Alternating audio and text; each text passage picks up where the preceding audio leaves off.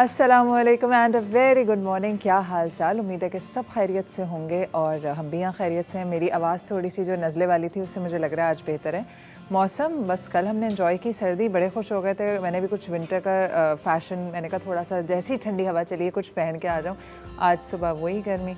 कराची वालों की जो सर्दी की खुशियाँ ना बहुत थोड़ी थोड़ी हैं। वैसे भी कराची वालों की खुशियाँ थोड़ी ही होती हैं। बारिश का जब पहला छींटा पड़ता है तो हम बहुत खुश हो जाते हैं और थोड़ी देर बाद फिर हम ये परेशान हो रहे होते हैं कि अब यहाँ से गाड़ी निकलेगी कैसे और कौन कौन से जो हमारे रिश्तेदार बाहर स्कूल गए हुए हैं या ऑफिस गए हुए हैं वो वापस कैसे आएंगे। आज मैं सुबह बल्कि जब आ रही थी रास्ते में थी तो मेरे जहन में आया कि आज हम क्यों ना बात करें अपनी बचपन की यादों पे। हम सबको अपना बचपन बहुत पसंद है, बल्कि जब हम जैसे जैसे हमारी उम्र बढ़ती है तो हमें अपना बचपन और ज़्यादा याद आता है और हम बहुत नॉस्टैल्जिक हो जाते हैं। बड़ी अजीब सी बात है, जब हम छोटे होते हैं तो हमें बहुत शौक़ होता है कि हम जल्दी से बड़े हो जाएं और जिस तरह अम्मी अब्बू हैं हमारे, उनको उनके ऊपर कोई रोक टोक नहीं है, या बड़ा भाई है या हमारी टीचर्स हैं, इनकी ज़िंदगी कितनी आसान है, कितने मज़े में ज़िंदगी गुजार रहे हैं, हमें भी वैसे ही बनना है। जो हमें सुबह शाम मारे भी पड़ रही हैं, डांट भी पड़ रही है, होमवर्क भी करना है, बस इस ज़िंदगी से छुटकारा चाहिए। फिर जब हम बड़े होते हैं तो हम रियलाइज़ करते हैं कि भाई वो ज़माना बहुत अच्छा था। ना बिजली के बिल देने थे, ना कोई नौकरी करनी थी, ना अपने को बच्चों की किलकिल है, ना कोई परेशानी। तो इंसान का जो नॉस्टैल्जिया होता है ना, जो उसे पुरानी बातें याद आ रही होती हैं, वो यूजुअली उसको वो वक्त याद आते हैं जब कोई ज़िम्मेदारियाँ नहीं होती, क्योंकि हमारी नेचर है कि हम ज़िम्मेदारियों से ज़रा भागते भी हैं और हम थकते भी हैं। तो मैंने सोचा कि आज मैं भी आपको अपने को बचपन के मज़ेदार वाक़े सुनाऊंगी और मैं जो हमारे मेहमान होंगे, इवन शेफ़ साइमा से पूछूंगी उनके क्या मज़ेदार वाक़े हैं। मुझे एक इस वक्त याद आ रहा है कि जब हम छोटे थे, हम कहीं बाहर किसी और मुल्क में रहते थे। जब हम पाकिस्तान आया करते थे तो हम अपनी नानी के घर रहते थे और आपको पता है नानी घर की यादें बहुत ही मज़ेदार होती हैं। तो नानी के यहाँ हमारा जो बैकयार्ड था, तो हम बहनें और हमारी जो कज़न्स होते थे, हमें ऐसा लगा, हमने कोई मूवी देख ली जिसमें ज़मीन के अंदर बौने रहते थे। तो हमने क्या किया कि छुप के बैकयार्ड में खुदाई शुरू कर दी। अब ये रोज़ हम छोटे छोटे चार बच्चे मिलके खुदाइयाँ करते रहते थे और इस खुशी में कि कुछ दिनों में बस बौने निकलने वाले हैं। और आपको पता है थोड़े दिन बाद क्या हुआ, हमने एक दूसरे को बेवकूफ़ बनाना शुरू किया just to motivate each other, क्योंकि थकने लग गए, 3-4 दिन हो गए खुदाई हो रही है, बौने निकल नहीं रहे। तो हमने कहना शुरू कर दिया कि मैं रात को पीछे गई थी ना, तो मैंने देखा थोड़ी सी मूवमेंट थी। कभी हमारा कज़न हमें कहता था कि नहीं आज फिर खोदेंगे, क्योंकि मैंने आवाज़ सुनी है ज़मीन के नीचे। एक दिन हमारे नानब्बा ने देख लिया और सबको इतनी डांट पड़ी और वापस वो मिट्टी भरी गई। तो आपकी ज़िंदगी में भी यकीनन इस तरह के किस्से होंगे। आपने हमें अगर आप चाहें तो आप हमसे शेयर कर सकते हैं हमारे यूट्यूब पे। जब हमारा लिंक शेयर होगा तो नीचे अपनी ज़िंदगी का मज़ेदार किस्सा ज़रूर शेयर कीजिएगा। मेरी ज़िंदगी में और भी बड़े इंटरेस्टिंग वाक़यात हैं, क्योंकि मैं बहुत शरीफ थी और मैंने बड़ी मारें खाई। अगर अम्मी प्रोग्राम देखनी है तो वो वाउच कर सकेंगी कि उन्होंने अपना हाथ शायद मुझे पे साफ़ किया है। बाकी प्रोग्राम में आगे चलते चलते और मज़ेदार किस्से सुनाएंगे। अब हम ले रहे हैं एक छोटा सा ब्रेक के बाद आप मुझसे मिलेंगे न्यूज़ रूम में। मेरे पास है कुछ दुनिया भर से दिलचस्प मालूमात, आपने कहीं नहीं जाना है। मिलते हैं इस छोटे से ब्रेक के बाद।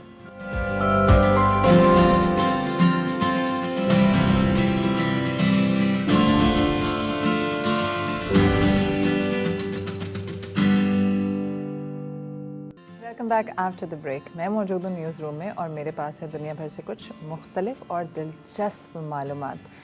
हम जो है वो ट्रैवल करते हैं दुनिया, बहुत ही अच्छी चीज़ें देखते हैं, हैरत अंगेज़ चीज़ें देखते हैं, मुख्तलिफ़ मकामात पे जाते हैं। और ट्रैवलिंग आपको ना सिर्फ सिखाती है कि दुनिया में क्या हो रहा है, बल्कि मुझे ऐसा लगता है आपको बहुत हम्बल भी करती है। जब आप अपने कुएं के मेंढक बने रहते हैं और आपको नहीं पता होता दुनिया में क्या चल रहा है, तो आप समझते हैं भाई मैं ही सबसे बेहतरीन हूँ, मैं जो जानता हूँ सबसे ज़्यादा मुझे पता है, हमारा ख़ानदान सबसे अच्छा है। और जब आप दुनिया में निकलते हैं तो आपको पता चलता है आपकी क्या हकीकत है और दुनिया में क्या बाकमाल लोग रह रहे हैं। मेरे पास आज एक बड़ी इंटरेस्टिंग जगह की इन्फॉर्मेशन है, जो कि है तुर्कमानिस्तान में। तुर्कमानिस्तान का जो कैपिटल है, दारुल खलाफा है, जिसको कहते हैं अशगाबाद, मैं उसके बारे में बताने जा रही हूँ।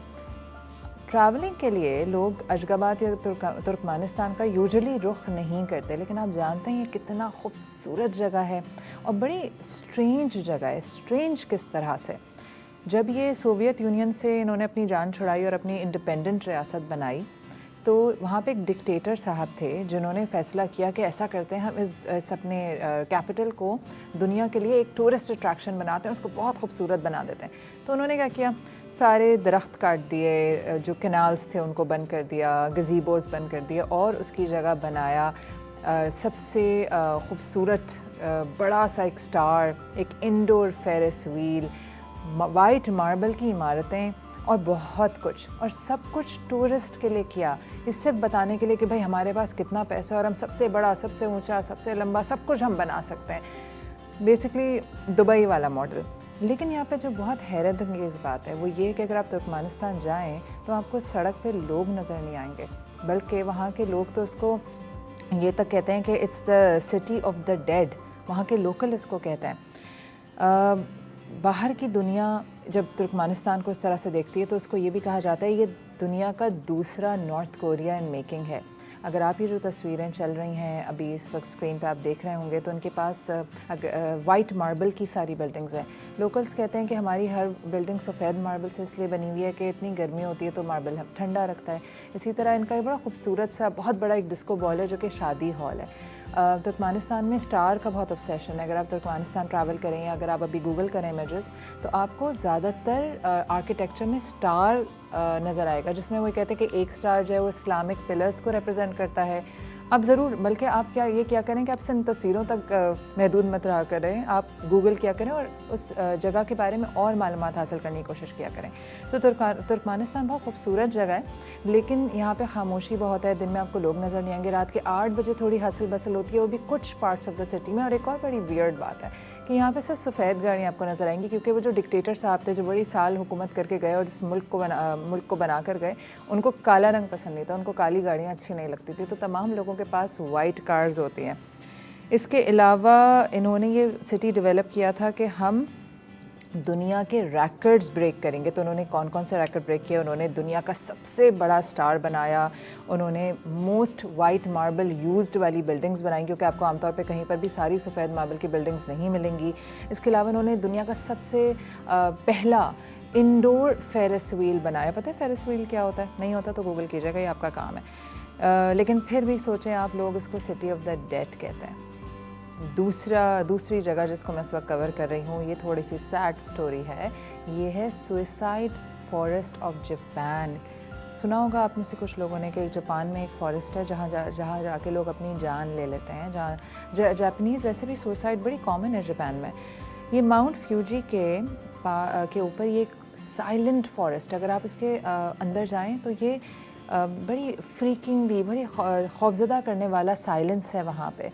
ये बहुत ही थिक और डार्क फॉरेस्ट है, क्योंकि इतने ऊंचे दरख्त हैं कि वहाँ पे सनलाइट आती ही नहीं अंदर। तो इस फॉरेस्ट की जो सबसे ज़्यादा ईरी बात है या सबसे ज़्यादा पेनफुल बात है वो ये कि यहाँ पे लोग सुसाइड कमिट करने के लिए आते हैं। और हर साल हुकूमत बहुत कोशिश कर रही है कि यहाँ पे सुसाइड लोग ना कमिट करें, उसके बावजूद हर साल 100 लोग जो है इस कमिट कर लेते हैं सुसाइड इस फॉरेस्ट में। अगर आप इस फॉरेस्ट जाएं, अल्लाह ना करे कि आप किसी रॉन्ग रीज़न से जाएं, लेकिन फिर भी अगर आप इसको जाएं, आप इसको गूगल पर सर्च करें तो आपको नज़र आएगी बहुत सारी सफ़ेद रोप्स ऑन द ग्राउंड। होता क्या है कि जब कोई शख्स जाता है सुसाइड कमिट करने तो एक दरख्त से एक रस्सी बांधता है और उस रस्सी को लेकर चलना शुरू करता है, सिर्फ ये सोच के कि अगर मेरा इरादा चेंज हो गया, अगर मैंने अपना जहन बदल लिया तो मैं इसी रस्सी के सहारे, जो मैं खोऊंगा नहीं फॉरेस्ट में, मैं इसी रस्सी के सहारे वापस आ जाऊंगा। लेकिन बहुत सी रस्सियाँ आपको ऐसे ही पड़ी हुई ज़मीन पे मिलती हैं, क्योंकि बहुत सारे लोग, मेजॉरिटी लोग अपना इरादा नहीं बदलते। आपको लोगों की बिलोंगिंग्स नज़र आएंगी, उनके जूते नज़र आएंगे, बहुत दफ़ा लाशें नज़र आती हैं मुख्तलिफ़ जगहों पे टंगी हुई। तो ये बड़ा डिप्रेसिंग साइट है कि इतना खूबसूरत एक जंगल, जो कि जंगल और ट्रीज़ के लिए जाना चाहिए था, वो सुसाइड के लिए जाना चाहता है। और जापानीज़ हुकूमत बहुत कोशिशें कर रही है लेकिन अभी तक नाकाम है। इसके बाद एक और जगह है जो कि बड़ी डिफरेंट सी है, वो जापान से ही है। अच्छा, जापान की ना बड़ी न्यूज़ आती है, जब मैं ढूंढती हूँ ये हैरत अंगेज़ मालूमात तो ज़्यादातर Japan top of the list ही होता है। टेक्नोलॉजी में भी, मुख्तलिफ हैरत अंगेज़ जगहों के लिए भी और बहुत सारी खूबसूरती के लिए भी। तो ये है बैटलशिप आइलैंड। बैटलशिप आइलैंड को बैटलशिप पहले तो बताती हूँ क्यों कहा जाता है, क्योंकि एक आइलैंड होता है जज़ीरा, तो उसकी एक सी वॉल है और वो इतनी ऊँची है कि वो दूर से देखने में लगता है कि ये कोई बड़ा सा शिप है। लेकिन इसकी हैरत अंगेज़ बात क्या है, ये हाशिमा आइलैंड जो है, जिसको बैटलशिप आइलैंड भी कहा जाता है, ये किसी ज़माने में आबाद था और समझे ये बिल्डिंगों का जंगल था। यहाँ पे बहुत सारे लोग रहा करते थे, लेकिन आज ये बिल्कुल खाली है और ये एक टूरिस्ट अट्रैक्शन बन गया है। हुआ कुछ यूँ कि 1887 में यहाँ पे कोल माइनिंग हुई, कोयला निकाला जाता था। तो जो लोग कोयला निकालते थे, जो कारकुन थे, उन्होंने यहाँ पे घर बना लिया, आबाद हो गए। इन्होंने एक हरकत की, जो डेवलपर्स थे उन्होंने तमाम दरख्त काट दिए और सिर्फ समझे इसको कंक्रीट का जंगल बना दिया, जिसकी वजह से ये बड़ा अजीब डिप्रेसिंग सी साइट हो गई थी। वहाँ पे कोई दरख्त नहीं थे, हालांकि ये आइलैंड था। फिर कुछ लोगों ने क्या किया कि वो मिट्टी लेकर आए मेन लैंड से जाके और अपने अपने छतों पे थोड़ी बहुत उन्होंने दरख्त उगा लिए, थोड़ा दरख्त तो खैर नहीं, थोड़े पौधे वौधे उगा लिए ताकि थोड़ी ग्रीनरी आए। दूसरी बात ये कि यहाँ पे तकरीबन 5000 लोग रहा करते थे, जो कि आहिस्ता आहिस्ता उन्होंने छोड़ के जाना शुरू किया। जब कोल पूरा ख़त्म हो गया, कानकोनी की ज़रूरत नहीं पड़ी, तो माइनर्स क्या करते हैं वहाँ पे। तो 1974 से आज तक ये बिल्कुल खाली पड़ा है, यकीनन भूतों का इसमें बसेरा होगा। CNN ने जब इसको रैंक किया दुनिया की 10 सबसे खौफज़दा करने वाली जगहें, तो इसको जब उस टॉप 10 में जगह मिली, तब उसके बाद लोगों को पता चला कि अच्छा यहाँ पे एक ऐसा आइलैंड भी है। तो जिन लोगों को शौक़ है बहुत ही वियर्ड और स्कैरी और अजीब व गरीब चीज़ें या अजीब व गरीब जगहों को विज़िट करने का, मकामात देखने का, उन्होंने वहाँ पे इसको उन लोगों ने वहाँ जाना शुरू किया और ये फिर एक टूरिस्ट अट्रैक्शन बन गया। 2015 में यूनेस्को ने इसको वर्ल्ड हेरिटेज में शामिल कर लिया, तो अब ये एक यूनेस्को की वर्ल्ड हेरिटेज साइट है। अब आते हैं हम अपनी लास्ट स्टोरी की तरफ, क्योंकि अजीबोगरीब जगहों के ऊपर बात हो रही है। तो आज मैंने ज़्यादातर यही मालूमात निकाली कि दुनिया में इर्द गिर्द क्या है। पता है दुनिया बड़ी खूबसूरत है। मैं ज़रूर कहती हूँ हर एक से कि थोड़े से पैसे जमा कर करके ट्रैवल कर लिया करें, कुछ नहीं तो हैदराबाद जाके मछली खा लीजिए। अच्छा जी, अच्छा हम क्योंकि कराची में ना, तो ज़्यादातर कराची के इर्द गिर्द की मैं मिसालें देती हूँ, वरना हुंजा स्कर्दू, पाकिस्तान इज़ ब्यूटीफुल। अच्छा जी, आते हैं ईस्टर आइलैंड पर। ईस्टर आइलैंड क्या है, अगर आपको स्क्रीन पर नज़र आ रहा होगा, तो यहाँ पे जो बहुत ही अनोखी बात है इस जगह की, वो है जाइगैंटिक हेड्स। आपको सर नज़र आते हैं। एक छोटा सा आइलैंड है पोलिनेशियन, और यहाँ की जो पैसिफिक ओशन के पास, यहाँ का जो सबसे हैरत अंगेज़ बात है कि उस छोटे से आइलैंड में तकरीबन 1000 बड़े बड़े स्टैचूज़ हैं, जो 2-3 मंजिला इमारतों के बराबर स्टैचूज़ हैं, 60-70 फीट हाई, और ये हैं सरों के स्टैचूज़। अब इंसानी दिमाग इस बात को समझने से कासिर है कि कई 100 साल पहले वो कौन सी टेक्नोलॉजी थी जिससे इतने बड़े बड़े स्टोन स्टैचूज़ बनाए गए, और अगर बनाए गए तो यकीनन उनको लेट के, उनको लिटा के उनको कार्व किया गया होगा। इनको कैसे खड़ा किया गया, कैसे वहाँ तक पहुँचाया गया, ये एक ऐसा ख़याल है या ऐसा सवाल है जिसका आज तक लोगों के पास जवाब नहीं है, लेकिन तुक्के लोग लगा रहे हैं। कोई कहता है कि जो स्टैचूज़ बना लिए जाते थे उनको लिटा के खींच के लेकर आते होंगे, लेकिन फिर उसको सीधा कैसे करते होंगे। आप सोचिए कि कोई 4 मंजिला इमारत हो आपके कहीं आसपास, और कोई कहे कि इस इमारत को ना पहले लिटा के बनाया गया था, फिर इसको सीधा कर दिया। अकल मानती नहीं ना इस बात को। तो सिमिलरली ये स्टैचूज़, कोई कहता है कि इनको खड़े खड़े रस्सियों की मदद से खींच के ले गए, और कुछ लोग तो ये भी कहते हैं कि ये जादुई स्टैचूज़ हैं, ये रात को खुद चल के वहाँ आ गए। ये आपको पता है आधे ज़मीन में गड़े हुए और आधे ज़मीन से बाहर हैं। इनको कहा जाता है मोआई स्टैचूज़ कहा जाता है, और ये रापा नुई लोगों ने 1250 से 1500 के बीच में बनाए। अभी वहाँ पे थोड़े से लोग अभी भी रहते हैं उस आइलैंड में। ये आइलैंड डिस्कवर किया गया 18वीं सदी में, एक डच एक्सप्लोरर ने इसको डिस्कवर किया। उसने कहा कि अरे वाह, ये कौन सी जगह है जहाँ पे इतने स्टैचूज़। वहाँ के लोग मशहूर थे कि ये इंसानों को खा जाते हैं और बड़े अजीब, मतलब ये आम लोग नहीं हैं, तो लोग वहाँ जाने से डरते थे। लेकिन आज वहाँ लोग आबाद हैं, और वो ये कहते हैं कि जो स्टैचूज़ हैं ये हमारे जो एंसेस्टर्स हैं, जो बुज़ुर्ग हैं, जो पुराने लोग मर गए हैं, उनकी याद में बनाए गए हैं। तो जनाब, अगर आप प्लान कर रहे हैं कि मैं कोई जगह विज़िट करूं, अब जापान जा रहे हैं, तो आप जा सकते हैं, उस बैटलशिप आइलैंड को देख सकते हैं। लेकिन आप अगर मौका लगे तो ये ईस्टर आइलैंड की ज़रूर, ये स्टैचूज़ अगर आप जाएं तो विज़िट ज़रूर कीजिएगा, क्योंकि ऐसी चीज़ें हम तस्वीरों में बहुत कुछ देखते हैं, मगर हम जब ट्रैवल करते हैं और अपनी आँखों के सामने देखते हैं ना, तब वो उसका असल मज़ा भी आता है और हम बिल्कुल इन ऑ होते हैं। That's it from today's newsroom। अभी मैं जाऊंगी शेफ़ साइमा के किचन में, और फिर हम जानेंगे कि आज क्या बन रहा है। मिलते हैं इस छोटे से ब्रेक के बाद।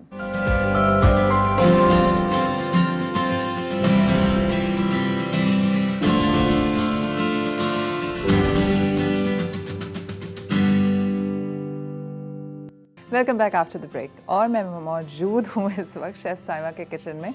और आज मुझे लग रहा है कि साइमा जो है वो हमें कुछ मेरी फेवरेट चीज़ बना के खिलाने वाली है। मैं मीठे की बहुत शौकीन हूँ, और यहाँ मुझे दूध नज़र आ रहा है, तो उसका मतलब है कि कोई सेवरी तो बन नहीं रही, कोई मीठा ही बन रहा है। तो उनसे जानते हैं क्या बन रहा है। क्या हाल चाल? अस्सलाम वालेकुम। वालेकुम सलाम। क्या हाल चाल है माविश? बिल्कुल ठीक, अल्हम्दुलिल्लाह। आप सुनाइए। मैं भी बिल्कुल खैरियत से हूँ।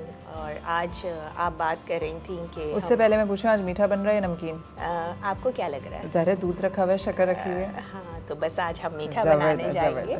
अच्छा, मैंने शुरू किया था प्रोग्राम और मैंने अपने एक बचपन का वाक़या शेयर किया था। और अब बचपन की यादें कुछ खूबसूरत भी होती हैं और कभी कभी बड़ी कड़वी भी होती हैं। डिपेंड करता है आपका बचपन कैसा गुजरा, लेकिन यादगार होता है। जैसे जैसे उम्र बढ़ती जाती है वैसे वैसे पुरानी शायद मेमोरी और पुख्ता होती जाती है और ऐसा लगता है भी कल ही की बात थी, है ना? बिल्कुल। तो मुझे बताएं, आपका कोई इंटरेस्टिंग वाक़या है बचपन का?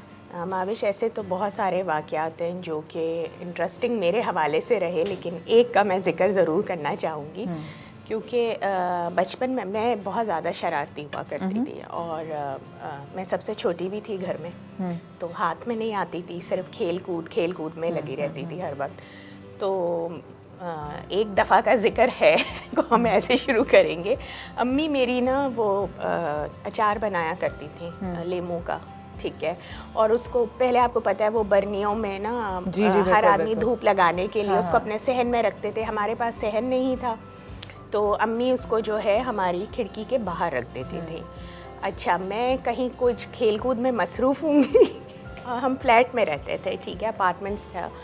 तो मैं कहीं खेल कूद में मसरूफ़ होंगी, पता नहीं मुझे क्या हुआ कि मैंने अचानक से ना खिड़की खोल दी और बाहर अचार रखा था। बाहर अचार रखा था और वो खिड़की खोली जिसके बाहर अचार रखा था, जो कि कोई नहीं खोलता था। मतलब वो खिड़की कॉर्नर की थी। ये भी बहुत मज़े की बात है।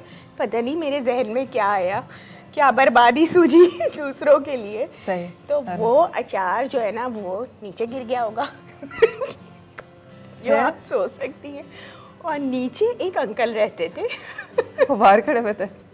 वो बाहर खड़े हुए थे और इत्तेफाक से वो बाहर जो भी उनके साथ हुआ उस वक्त में अचार उनके ऊपर अचार, और वो उसी हुलिये में वो ऊपर आए।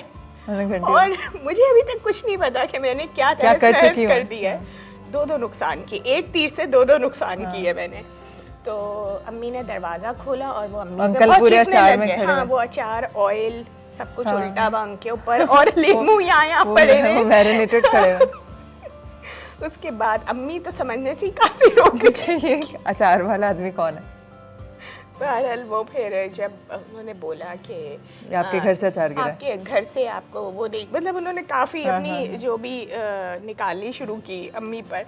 तो अम्मी को तो कुछ समझ ही नहीं आ रहा था कि हुआ क्या, और उनको अभी तक ये भी एहसास नहीं हुआ कि जो उन्होंने 2-3 किलो के अचार डाले थे वो तीसरे फ्लोर से गिर के तबाह बर्बाद हो चुके हैं। और इसके साथ साथ उन्होंने दूसरों का भी नुकसान कर दिया। फिर अल्लाह का शुक्र है मेरे साथ, मुझे तो बहुत मार पड़ी बाद में बगैर, और उसकी मेरी आप मासूमियत देखें, मुझे अभी तक कुछ नहीं पता, बस मैं मार खा रही हूँ। उसके बाद आपने किया क्या? नहीं तो बाद में पता चली।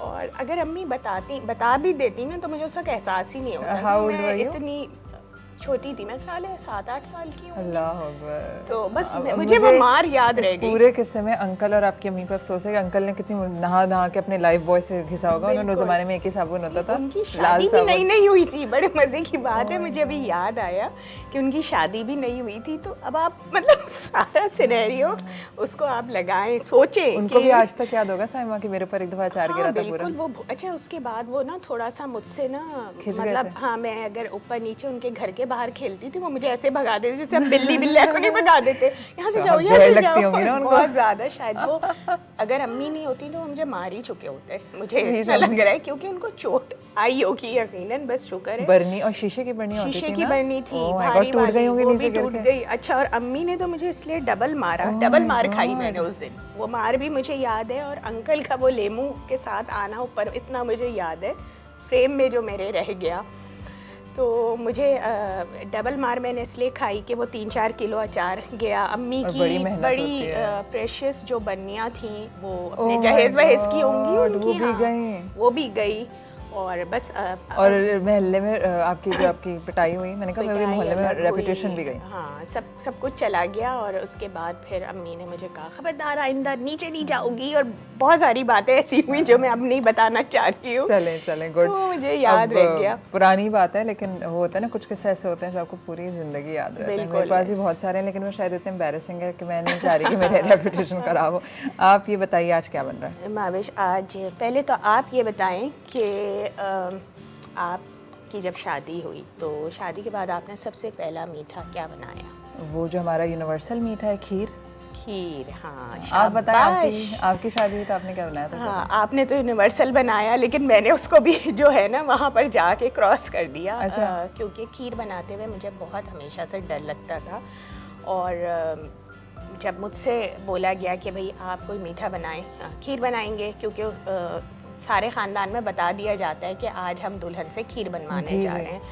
तो जब लोगों के सामने खीर नहीं आई, खीर की जगह कस्टर्ड आया, क्योंकि मैंने कस्टर्ड बनाया। मुझे तो कस्टर्ड और जेली बनाना आता है। हाँ, मेरी कमांड उस वक्त कस्टर्ड पे थी। सुनो, सबकी कमांड होती है कस्टर्ड पे, किसकी नहीं होती? नहीं, पता है कस्टर्ड पे सबकी कमांड होती है। कस्टर्ड का भी एक खास टेक्सचर होना अच्छा, चाहिए। उस तरह की बहुत सारे कमांड लोग थी। रबर बना देते हैं कस्टर्ड को, बहुत सारे लोग बिल्कुल सूप की तरह सुड़ करने वाला बना देते हैं। तो ये भी मैं कह रही हूँ। लेकिन कस्टर्ड और जेली वो मीठा है जो मेरे ख्याल है हर शख्स बना लेता है। हाँ, हर शख्स और हर लड़की को आता है बनाना। हाँ, बिल्कुल। नहीं, चलें ठीक है। हाँ, ये भी हमारे बच्चों में, अगर मैं अपने बच्चों की बात करूँ और उनको तो खड़ा कर कस्टर्ड और दिया जेली भी जाए, नहीं आता? कस्टर्ड नहीं, वो बना लेंगे शायद इंस्ट्रक्शन देख के और मेरे प्रेशर में आके, लेकिन मैं ये नहीं कह सकती कि वो कितना अच्छा बना देखिए, सकेंगे। अब तो आपका जो स्टैंडर्ड है उसके हिसाब से वो कस्टर्ड बेचारे ना बनाए, लेकिन कस्टर्ड पे जो लिखा हुआ होता है उसकी हाँ, इंस्ट्रक्शन पढ़ते हुए तो सब हर सब चीज़ बना सकते हैं। तो पहली वो फिर चीज़ बनाई थी, अच्छी लेकिन बन अब गई आपको थी। आ गई है खीर बनाने, और आप हमें बिल्कुल, आज मैं आप लोगों को जो है वो कैरमल खीर की रेसिपी लेकर आई हूँ। आज वो मैं सिखाऊंगी।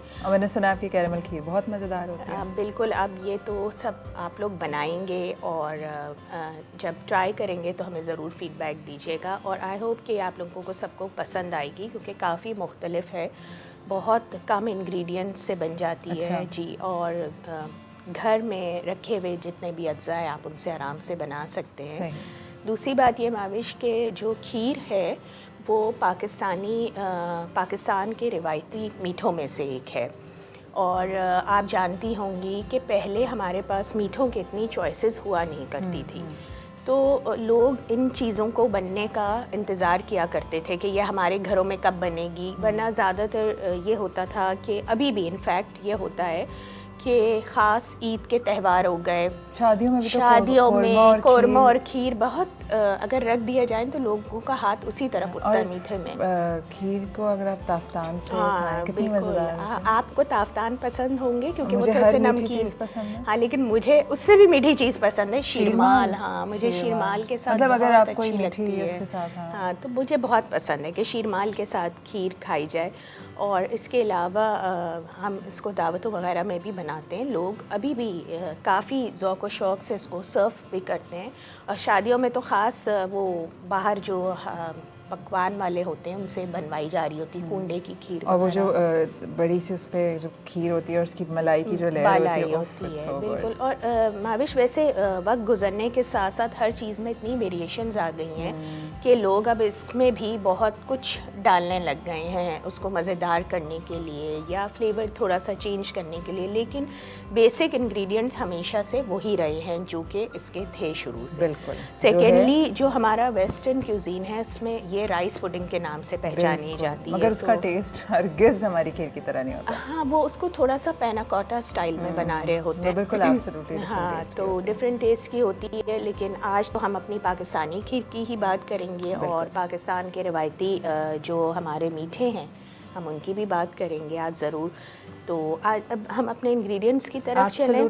बिल्कुल चलें, ठीक है। और इसमें तो बहुत थोड़े से इंग्रेडिएंट्स बहुत थोड़े से, मैं अभी झटपट बता देती हूँ, फिर आप ब्रेक की तरफ चलिएगा। अच्छा, यहाँ पर मैंने इस वक्त 1 किलो दूध ले लिया है, देगची में है 1 किलो दूध, ये मैंने यहाँ पे ले लिया है। फिर मैं इसमें इस्तेमाल करूँगी 1/4 कप के बराबर मैंने चावल 15-20 मिनट के लिए भिगो दिए थे, और फिर मैंने इनको कोर्सली ग्राइंड कर लिया है। अगर आपके पास ग्राइंडर ना हो तो आप आप इसको सिलबट्टे पे जिसे कहना कूट चाहिए लें। या किसी भी चीज़ से आप कूट लें। थोड़ा मोटा मोटा कूटना है, इसको पाउडर फॉर्म में नहीं करना है, सही है। ठीक है। और फिर हम इसमें मिठास के लिए यूज़ करेंगे खीर में condense milk, half cup of condense milk ये मैंने यहाँ पे लिया है, ठीक है।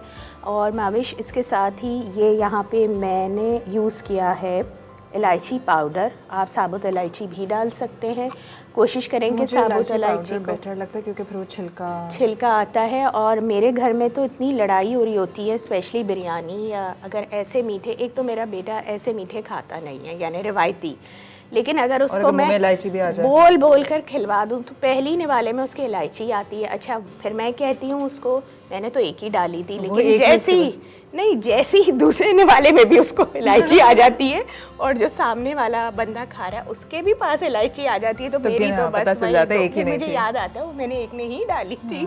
तो ये हमारे घर में बहुत होता है, तो लोगों के मुंह में इलायची आती है, लोग पसंद नहीं करते, तो आप इलायची पाउडर डालें। दूसरा काम आप ये कर सकते हैं कि इलायची को तोड़ के ना डालें प्लीज़। अगर आपको उसका फ्लेवर चाहिए तो आप जो है इलायची को बस ऐसे ही डाल दें, वो ख़राब नहीं होता और ना ही उसके बीज निकल के इधर उधर घूमते हुए नज़र आते हैं। तो ये आप ज़रूर करें। दूसरा मैंने लास्ट ईयर ट्रैवल किया था आज़रबाईजान। तो आज़रबाईजान जब मैं गई तो वहाँ की कुछ मशहूर चीज़ें मैं अपने साथ लेकर आई, जिसमें ज़ाफ़रान भी शामिल है। और क्या आप जानती हैं कि आज़रबाईजान का ज़ाफ़रान पूरी दुनिया में नंबर 1 क्वालिटी माना जाता है, इस अपनी खुशबू की भी वजह से। और ज़ाहिरी बात है वो एक ज़ाफ़रान को सोचें तो एक मुगलाई और ये मुग़ल एरा वगैरह की खानों में इनका बहुत ज़्यादा इस्तेमाल होता था। तो ये स्पाइस मैं वहाँ से ले आई थी, वो आज मैं यूज़ करूँगी। ज़ाफ़रान का भी इस्तेमाल हम करेंगे। आपके पास ज़ाफ़रान अवेलेबल हो तो आप ज़रूर डालें, अगर ना अवेलेबल हो तो कोई मसला नहीं, आप स्किप कर सकते हैं। इलायची आपको नहीं पसंद, आप स्किप कर सकते हैं, लेकिन बाकी चीज़ों का इस्तेमाल ज़रूर रखिएगा ताकि इसका वही फ्लेवर आए जो कि रेसिपी के अकॉर्डिंग है। मैं तरकीब की तरफ भी आ जाती हूँ माविश। अच्छा, सबसे पहले तो हम इसको दूध को अपने एक बॉईल दे देंगे, उबाल दे देंगे। अगर आप डाल ही रही हैं तो अगर हम अभी शुरू कर दें माविश कर सकते हैं। हाँ बिल्कुल कर सकते हैं। मैं चीज़ों को डालना शुरू करती हूँ, ताकि मैंने कहा कि एक नज़र आप दिखा दें, फिर हम ब्रेक पे चले जाएंगे। ठीक है माविश, आप मुझे ये चाहिए? ये भी मुझे चाहिए होगा, मुझे 1 चम्मच उठा दीजिए प्लीज़। ये लीजिए। अच्छा, ये अभी थोड़ा सा बॉयल होगा, ठीक है। तो ये थोड़ा सा इसको बॉयल होने देते हैं। आप बताएं फिर ये बॉयल होगा तो हमने क्या करना है? हाँ, ये जब ये बॉयल हो जाएगा, एक उबाल आएगा, तो हम इसमें शामिल करेंगे अपना ज़ाफ़रान, थोड़े से उसके थ्रेड्स, थोड़ी सी इलायची पाउडर, और उसके बाद ही हम अपना जो है जो चावल हैं वो शामिल कर देंगे, जो कोर्सली ग्राइंड किए हुए हैं चावल वो शामिल करेंगे। और खीर की असल वो ये होती है कि आपने यानी इसको नीचे जलने नहीं देना, ठीक है। तो आपको उसको कंटिन्यूसली चलाते रहना है, वरना चावल नीचे बैठने लग जाते हैं और खीर जलना शुरू हो जाती है। तो आप इसको कंटिन्यूसली चलाते रहें इतनी देर में, और हम इंतज़ार करेंगे 30 to 35 मिनट्स। इसको मैं continuously medium to low heat पे पकाऊंगी। मैं देख लूँगी उसी वक्त कि ये किस हिसाब से इसको रिक्वायरमेंट है इसकी फ्लेम की। सही है, तो आप डालना शुरू करें और फिर ब्रेक पे जाएंगे हम। तो अब अच्छा माविश, मुझे एक चीज़ और बतानी थी। हाँ, जब हम ये सारा काम कर लेंगे, अभी मेरा थोड़ा बीच में रह गया, हमारे पास टाइम नहीं है ना, तो फिर या तो जल्दी बताना शुरू करें। अच्छा माविश, फिर हम ये करेंगे कि चावल के बाद हमने इसको कुक करना है थोड़ा थिक होने तक। जब ये थिक हो जाए डिज़ायर कंसिस्टेंसी पे, तो हमने अपना कंडेंस्ड मिल्क शामिल करना है। कंडेंस्ड मिल्क को बहुत ज़्यादा देर नहीं पकाना, 5 मिनट पकाना है, हमने बंद करना है अपना चूल्हा। और फिर हमने कैरामलाइज़ करनी है शुगर अलग से, जो हमने यहाँ पे 5 टेबलस्पून ली हुई है और जो इस रेसिपी की जान है। तो वो फिर हम या तो उस वक्त सामने कर दीजिएगा। जी, सामने कर दूँगी। कैरामलाइज़ तो फ़ौरन होगी, फिर मैं कैरामलाइज़ होना भी सिखाऊंगी क्योंकि लोग जो हैं वो नहीं करते। आप ब्रेक पे जाइए, फिर मैं इसका प्रोसेस। ठीक है, हम ब्रेक पे जा रहे हैं और आप ये इसमें वो डाल रही हैं। मैं अभी नहीं डाली, मैं इसके बॉयल होने का वेट करूँगी, ठीक है। चलें भाई, जब तक ये काम हो रहा है हम दे रहे हैं छोटा सा ब्रेक। ब्रेक के बाद हमारे पास जो डॉक्टर साहिबा मौजूद हैं, वो हमारे सबका एक जो मसला है इस वक्त, खांसी, नज़ला और सर का दर्द, और थोड़ा सा बुखार भी, ये सब सब सब सफ़र करें इससे। तो हम इसी के सवाल को हम डॉक्टर साहबा के पास लेके जा रहे हैं इस छोटे से ब्रेक के बाद।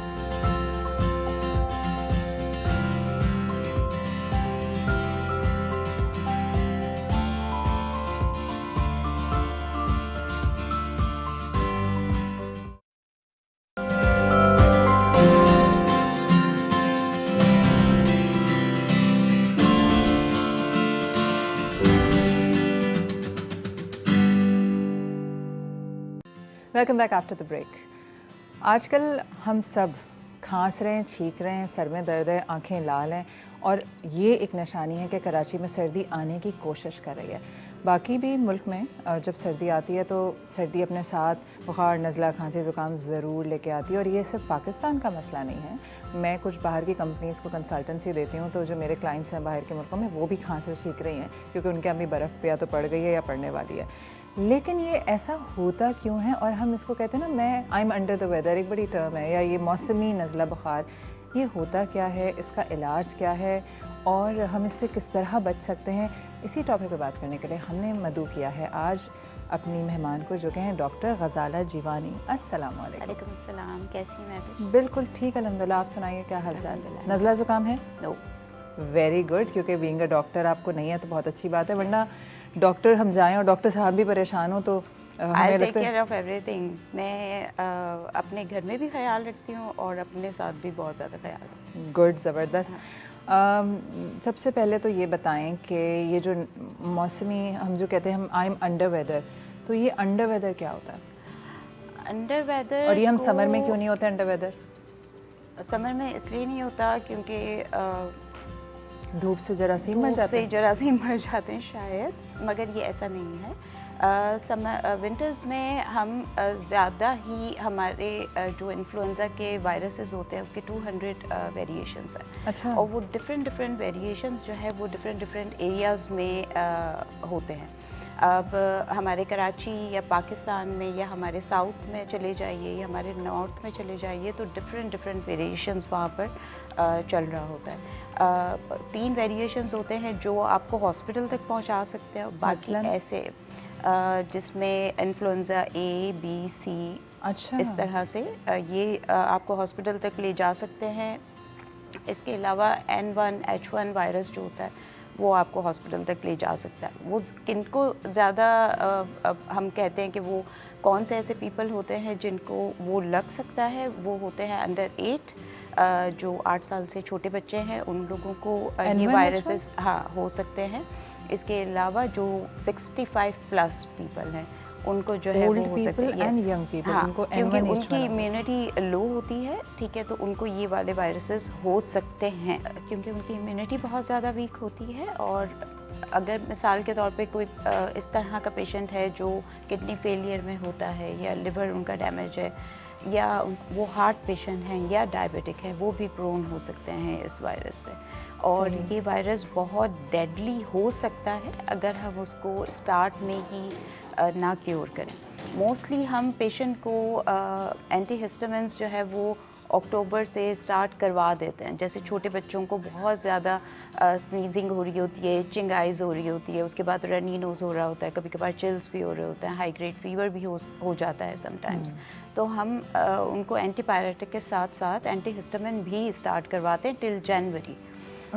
और ये सिर्फ हमारे मुल्क का मसला नहीं, पूरी दुनिया का मसला। पूरी दुनिया में जो है वो जितने लोग आप ये समझ रहे हैं कि एड्स से या कोई और बैक्टीरिया से या वायरसेस से अगर मर रहे हैं, नहीं, सबसे ज़्यादा पूरी दुनिया में जो अमवात होती हैं वो अक्टूबर से जनवरी में होती हैं इन्फ्लुएंजा की वजह से।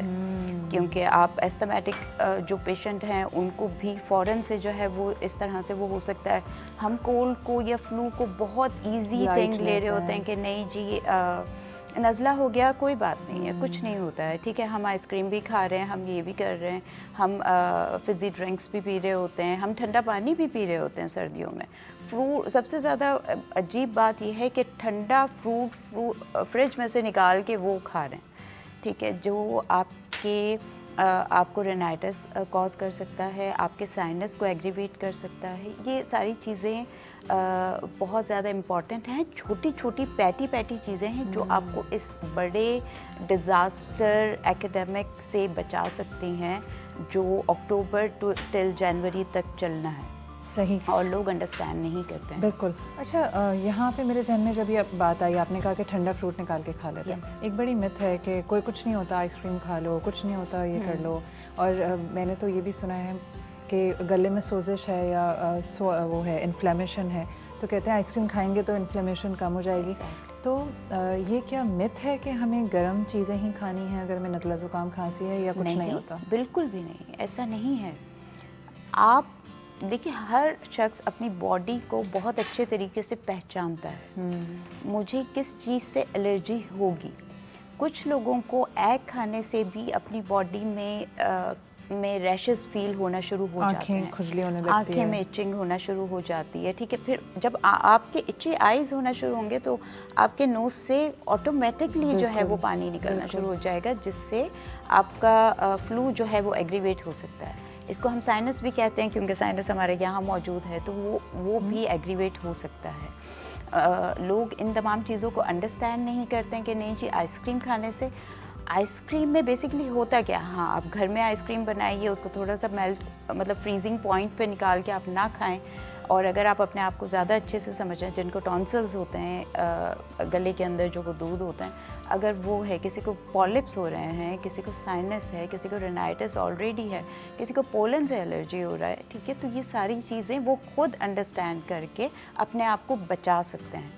मैं जब फिज़ी ड्रिंक पीती हूँ तो मेरा गला फ़ौरन से बंद हो जाता है, तो आई अंडरस्टैंड कम्प्लीटली कि नहीं, क्योंकि वो फिज़ी ड्रिंक है और अचानक से मेरे गले के अंदर एक फिज़ जा रही है, तो वो मुझे एग्रीवेट कर जाता है। और यही हर शख्स को समझने की ज़रूरत है। जैसे एक माँ होती है, वो अपने बच्चे के बारे में समझ रही होती है कि मेरे बच्चे को ये करने से ये हो जाएगा, ठीक है, तो माएँ 80% माएँ जो है ना वो रोक रही होती हैं, नहीं बेटे ये नहीं खाना आप, ठीक है। ऐसे ही हम बड़ों ने भी अंडरस्टैंड करना। हम बड़े तो जो है वो टेक इट फॉर ग्रांटेड ले रहे होते हैं हर चीज़ को, नहीं जी कुछ नहीं होता, मैं तो आइसक्रीम भी खा लूँ। लिवर के पेशेंट को आप जो है वो आइसक्रीम खिला देंगे तो उनका क्या हाल होना है, ठीक है, या हार्ट पेशेंट को जो है वो आप पाए खिला देंगे तो उनका क्या हाल होगा। सही सही, ठीक है। हमारे यहाँ प्रॉब्लम ये है ना कि हम जो है वो एक तो सुनी सुनाई जी कि कुछ नहीं, किसी ने कहा कुछ नहीं होता तो आपको लगा अच्छा मेरे घर में भी किसी को कुछ नहीं होता। दूसरा, हम सब जो है वो बगैर किसी जिम्मेदारी के मशवरे देते हैं। अब मैं ये देखिए, एक होती है आपके पास इंफॉर्मेशन, ठीक है, एक होती है फजूल किस्म की इंफॉर्मेशन जो हमारे पास जो ज़्यादा है, ठीक है। मैं लोगों को देख रही होती हूँ फ़ौरन से गूगल करना शुरू कर देते हैं, जी, ठीक है। तो आप जब गूगल करेंगे तो हम डॉक्टर्स को फिर इतनी मेहनत करने की ज़रूरत नहीं, आप वो डॉक्टर है ना, ठीक है। अभी थोड़े दिनों पहले मैंने एक यूट्यूब पे एक वीडियो देखा था जिसमें एक साहब थे, वो कह रहे थे लेमन और एप्पल साइडर विनेगर जो है वो डालें तो आपको रेनाइटिस नहीं होता, मतलब आपको नज़ला ज़ुकाम खांसी नहीं होगा। आई सेड वाकई ऐसा होता है डॉक्टर गज़ारा। प्रॉब्लम ये है, एक तो टोटके और मिथ। हमारे पास क्योंकि रेगुलर हेल्थ सेगमेंट होता है तो कोई ना कोई डॉक्टर साहब आ रहे होते हैं, तो मुझे खुद भी बहुत क्लैरिटी मिलती जा रही है कि वो डायबिटीज़ के एक डॉक्टर थे, उन्होंने बताया कि करेले का जूस पीने से डायबिटीज़ ठीक नहीं होती, या कोई और डॉक्टर साहब आए थे, उन्होंने कभी भिंडियाँ खाने से हड्डी जोड़ के मसले हल नहीं होते। तो हमें बहुत ज़रूरी है कि हम एक्सपर्ट के पास जाएँ, खुद अपने आप को एक्सपर्ट ना समझें, या जो नानी दादियाँ कह रही हैं तारे वो पुराने ज़माने की बातें कर रही हैं। अब एक और इम्पॉर्टेंट सवाल, ये जो वेदर है वो जिनको एलर्जीज़ है मुख्तलिफ़ किस्म की, उनके लिए ये बड़ा ख़तरनाक वेदर होता है। मैं अपने ही घर की बात करूं कि जो मेरा बेटा है वो पूरे 4 महीने उसकी नोज़ ब्लडी ही रहती है और उसकी आइज़ इची और वो रहती हैं। और जब वीजिंग की बात करें, वीजिंग तो नहीं but he does get the difficulty in breathing. इस तरह के बच्चों को कैसे मैनेज किया जाए, और आई एम श्योर ये बहुत सारे बच्चों का प्रॉब्लम होगा जो छोटे होते हैं। How to manage such children और एल्डरलीज? देखिए, इस मौसम में हम यही कहते हैं कि आप अपने बच्चों को कूजी एटमॉस्फेयर में रखिए, ठीक है। इसके अलावा उनके खाने पीने का ख्याल रखिए। दूसरी, देखिए ये जो वायरसेस हैं ये ड्रॉपलेट के ज़रिए फैलते हैं। आपने स्नीज़ किया, अब मैं छींकूंगी और मैं यहाँ वहाँ सब जगह पे वो ड्रॉपलेट चले जाएंगे, वो कहीं भी जा सकते हैं। तो एक तो अपने हाथ धोएं बहुत अच्छे तरीके से। 80% आपकी बीमारियां ख़त्म हो जाती हैं जब आप अपने हाथ धोते हैं और आप बच्चे रहते हैं। बाकी सारी चीज़ों से, सही है। ठीक है। तो ये जो ड्रॉपलेट्स होते हैं वो आपको बहुत ज़्यादा डैमेज कर रहे होते हैं, वो कहीं भी हो सकते हैं, बच्चे उनको हाथ भी लगाते हैं, ये भी करते हैं। हम कितने % हमारे बच्चों को रोक सकते हैं, क्योंकि वो स्कूल भी जा रहे हैं, बाकी जगहों पे भी जा रहे होते हैं, दोस्तों के पास भी जा रहे होते हैं, पार्क्स में भी खेलने के लिए जा रहे होते हैं। हम कहाँ किस को बचाएं, ठीक है। लोग अपने कपड़े ज़रूर रोज़ाना चेंज कर लेते हैं, शावर भी कर लेते हैं, सब कुछ कर लेते हैं, मगर पता नहीं क्यों उनको जगह जगह पे थूकना भी है और आछू भी यह करना है, यानी स्नीजिंग, ठीक है। और उसकी वजह से जो ड्रॉपलेट निकलते हैं, ठीक है, वो बहुत ज़्यादा डेंजरस होते हैं। उससे बचाने के लिए बच्चों को, जैसे आपका बेटा है, आप अक्टूबर से ही उसके लिए एंटीहिस्टामिन स्टार्ट कर सकती हैं कि आप जनवरी तक दें उसको। कभी भी, I guarantee you, I sure you कि आपके बच्चे को जो है वो ब्लीडिंग नोज से नहीं हो सकती, ना उसको जो है वो पूरे वक्त में ये। हाँ, अगर आपको लगता है कि आपके बच्चे को ज़्यादा प्रॉब्लम हो रही है, आप उसको न्यूबुलाइज करवा सकती हैं। अगर उसको ब्रीदिंग का इशू हो रहा है, आप उसको नेबुलाइज करवा सकती हैं, आप उसको जो है वो स्टीम करवा सकती हैं, ठीक है, ताकि एयरवे क्लीन। एग्जैक्टली, ठीक है। वो जितना ज़्यादा उसका एयरवे क्लीन होगा उतना उसके लिए अच्छा रहेगा। बट क्या ये लॉन्ग टर्म में पॉसिबल है? नहीं। उसके लिए आप एंटीहिस्टामिन दीजिए, ठीक है, उससे आपका बच्चा बिल्कुल ठीक रहेगा। मेरी अपनी बेटी को मैं अक्टूबर से स्टार्ट करती हूँ टिल जनवरी तक, ठीक है, कि नहीं उसको कोई प्रॉब्लम नहीं हो, ठीक है। जबकि साथ साथ ख्याल रखने के अलावा, क्योंकि मैं खुद एक डॉक्टर हूँ, तो मेरी बेटी भी आधी डॉक्टर बन चुकी है। ये होता है सीरियस जो आप होते हैं तो। अच्छा, मेरे पास और भी सवाल है, लेकिन मैं सोच रही हूँ कि हम एक छोटा सा ब्रेक ले लेते हैं और ब्रेक के बाद फिर हम यहीं से कंटिन्यू करेंगे। और मेरे पास, क्योंकि ये नज़ला ज़ुकाम एक ऐसा टॉपिक है जो हम सब भुगतते हैं और सालों से भुगत रहे हैं, और सवाल जो है वो एक के बाद एक निकलता रहेगा। हम ले रहे हैं एक छोटा सा ब्रेक और आपने कहीं नहीं जाना है। थोड़ी देर में गज़ाला से कुछ और सवालों के साथ हाजिर हो रहे हैं। मिलते हैं ब्रेक के बाद।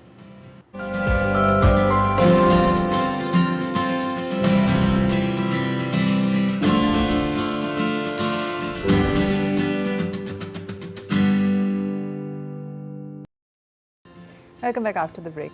गज़ाला, अक्सर ऐसा होता है कि जब हम डॉक्टर के पास जाते हैं, या अक्सर लोग यहाँ नज़ला ज़ुकाम खांसी और एंटीबायोटिक थमा दी जाती है, तो मुझे बताएं कि एंटीबायोटिक किस स्टेज पे दी जाती है? देखिए महविश, एंटीबायोटिक का अपना एक बहुत अच्छा रोल है अनटिल अनलेस कि पेशेंट में किसी भी किस्म का इन्फेक्शन आपको डायग्नोस हो जाए। हमारे यहाँ पर हर गली के कोने पर या किसी भी स्लम एरिया में बच्चों को कॉर्टिज़ोन के इंजेक्शंस लगा दिए जाते हैं, या बड़ों को लगा दिए, जिससे फ़ौरन से ठीक हो जाते हैं, या फ़ौरन से उनको एंटीबायोटिक दे दी जाती है कि उसको 99 की स्पाइक आ रही है फ़ीवर की, या 100 की स्पाइक आ रही है, उसी में फ़र्स्ट डे पर उसको जो है वो दे दिया जाता है। जबकि फ्लू और कोल्ड में या इन्फ्लुएंज़ा में सबसे पहले यही साइंस, आपके इची आइज़, आपके नोज़, रनी नोज़ हो रहा होता है, आपको ड्राई कफ हो रही होती है, चिल्स हो सकते हैं, स्वेटिंग हो सकती है, और लाइट किस्म का फ़ीवर आ सकता है। मगर हमारे यहाँ के जो डॉक्टर्स हैं, जो स्लम एरियाज़ के डॉक्टर्स की बात कर रही हूँ मैं, किसी और उसकी बात नहीं करी, बट जो स्लम एरियाज़ में गली के कोने पे जो छोटे छोटे डॉक्टर्स बैठे हुए हैं, वो फ़ौरन से एंटीबायोटिक स्टार्ट करवा देते हैं, जो कि नहीं करना चाहिए। एंटीबायोटिक के नुकसानात हैं? एग्जैक्टली, एंटीबायोटिक आपकी बॉडी के सेल्स को समहाउ डैमेज करता है। जहाँ पर आपको ज़रूरत है एंटीबायोटिक की, एस्थमेटिक पेशेंट हो गया, आपको लग रहा है कि उसको बहुत ज़्यादा वीजिंग हो रही है, चेस्ट में कंजेक्शन हो रही है, तो आप उसको एंटीबायोटिक स्टार्ट करवा सकते हैं with the high grade fever. 102 की स्पाइक पे कम से कम 48 आवर्स हमें देने चाहिए। अच्छा। कि आपका फीवर अगर 48 आवर्स में सबसाइड नहीं होता है तो आप एंटीबायोटिक की तरफ जाएंगे, मगर एटलीस्ट आप 48 आवर्स दीजिए। उसमें जो दवाई देने का जो एंटीबायोटिक है वो एवरी 4 आवर्ली या 6 आवर्ली आप दे सकते हैं, पेशेंट टू पेशेंट कंडीशन के हिसाब से। बट हमारे यहाँ इस तरह से तो नहीं है। एंटीबायोटिक को एंटीबायोटिक करेंगे उसके बगैर। एग्जैक्टली, और स्पेशली बच्चों में 2 इयर्स तक आप एंटीबायोटिक नहीं दे सकते। हमारे यहाँ तो सेल्फ मेडिकेशन में एग्जैक्टली, बिल्कुल। मैंने मोशन हो गए, हाँ, खा लो, लोग मुझे फ़ोन लोग मुझे कर फ़ोन करके कहते हैं हमने तो जी वो सेफिस्पैन स्टार्ट करवा दिया। मैं कहती हूँ रखी होती है घर और में। आपने क्यों, मतलब अभी इतनी जल्दी क्या थी? आप रुक जाते थोड़ा। अच्छा, एंटीबायोटिक पे मुझे बताएं कि तो उसका फिर एंटीबायोटिक अगर स्टार्ट कर दें तो उसका साइकिल कंप्लीट करना है मस्ट? एग्जैक्ट, बिल्कुल, आपको वो करना बहुत ज़्यादा ज़रूरी है। हाँ, 3 से 5 दिन कहीं पर 7 डेज़ भी हो जी, सकता जी, है, जी। कहीं पर 10 डेज़ भी होता है, कहीं 14 डेज़ भी होता है, Depending on the infection. Exactly. जैसे नमोनिया के पेशेंट है, नमोनिया के पेशेंट को आप ओरली मेडिसिन देंगे तो उसको इतना कोई ख़ास फ़र्क नहीं पड़ेगा, आपको इंजेक्टेबल में आईवी करके उसको एंटीबायोटिक्स देने सही। पड़ेंगे। अच्छा, एंटीबायोटिक पे एक और सवाल आया मेरे जहन में कि अगर मुझे 3 दिन की एंटीबायोटिक करनी है और मुझे पहले दिन ही एंटीबायोटिक खाई और मुझे लगा मुझे तो आराम आ गया, ये भी बहुत सारे लोग करते हैं पर एंटीबायोटिक आगे नहीं जी। खाते, ये गलत है? एग्जैक्टली बिल्कुल क्यों? गलत है। क्यों? क्योंकि वो आपकी बॉडी के बहुत से सेल्स को इस तरह से वो डैमेज करेगा कि वो रिपेयर नहीं हो पाएंगे। Oh my God. और वो उसको रिपेयर होने में बहुत ज़्यादा टाइम लगता है। इसीलिए जब हम एंटीबायोटिक दे देते हैं उसके साथ हम प्रोबायोटिक्स भी स्टार्ट करवाते हैं कि नहीं, अब आपने अपने बॉडी के जो सेल्स हैं उनको दोबारा से रीजनरेट करना है इसीलिए बहुत अच्छे हमें से। लगता है मगर body लोग नहीं, टूट गई ना? एग्जैक्टली, ठीक है, लोग नहीं अंडरस्टैंड करते हैं। ना ही एक गली का डॉक्टर ये सारी चीज़ें बताता है। स्लम एरियाज़ में अक्सर विटामिन डी डेफिशिएंसी के पेशेंट आपको मिलेंगे, हड्डियाँ टूट रही हैं, हाथ टूट गया, पैर टूट गया, उंगली टूट गई, मतलब न जाने क्या क्या उनको हो जाता है। उनको अंदाज़ा ही नहीं है कि वो जो गली का डॉक्टर है स्लम एरिया में जो बैठा हुआ, वो आपको क्या प्रोडक्ट दे रहा है या क्या ड्रग्स आपकी बॉडी के अंदर डाल रहे सही हैं। आपको बात ये लग रहा है कि वो हम जल्दी से ठीक हो गए। ऑफ कोर्स आप जो है वो एस्टेरॉइड्स लेने से, कॉर्टिसोन लेने से आप जल्दी से ठीक हो सकते हैं, बट आपको प्रॉब्लम होगी आगे। ये तो बड़ा कॉमन है, जब हमारी कोई हाउस हेल्प की तबीयत ख़राब होती है, वो एक दिन छुट्टी करके अगले दिन आती कहती बाजी हाँ। टीका लगवा लिया। जी जी। आप WHO के साथ काम करती हैं तो यकीनन आपको ज़्यादा पता होगा कि कैसे इन कंप्लायंस रहते हैं विद वर्ल्ड हेल्थ स्टैंडर्ड्स। लेकिन फ्लू की भी जो वैक्सीन होती है उसके बारे में बताएं कि वो किस पॉइंट पे लगवानी चाहिए, क्या क्या प्रिवेंटिव होती है? फ्लू की वैक्सीन भी एक आम वैक्सीन की तरह है जैसे हम लेते हैं अपने आप को बचाने के लिए।